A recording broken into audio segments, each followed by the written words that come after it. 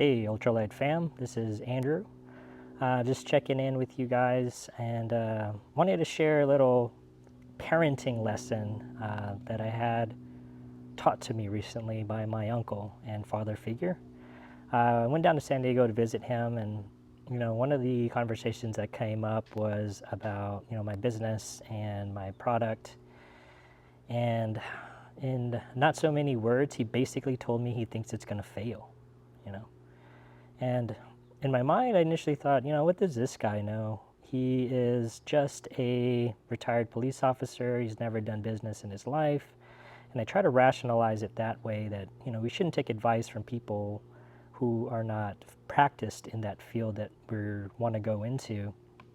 But he was, like I said, my father figure. And I didn't think that it would bother me.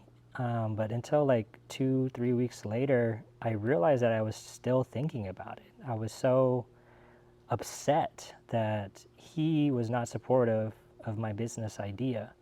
And instead, he kind of spoke from a place of fear and telling me all the reasons why it wouldn't work and that people wouldn't want it. And obviously, I think he's wrong.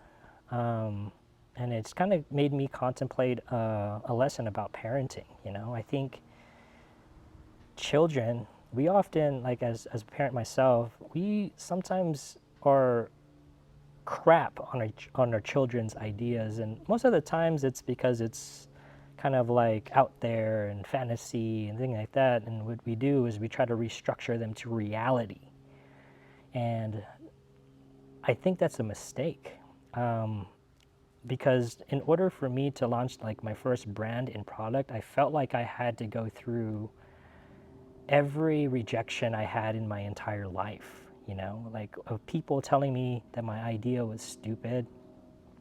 Maybe not like blatantly like that, or they kind of shrug it off like it's nothing. But just having the confidence to follow through an idea and see it to the end is something that I felt like I never was able to experience in my childhood. So when I, made my first product and brand, I was ecstatic. It felt like I just had a newborn baby, and it really fueled my confidence in myself and my ideas. And to be able to come through with this second product only to be, you know, slapped in the face by somebody you care about deeply and whose opinion you really respect. Um, but it, I decided to use that negative emotion as motivation, right? To fuel my drive to continue this project because I've been getting a little lazy lately.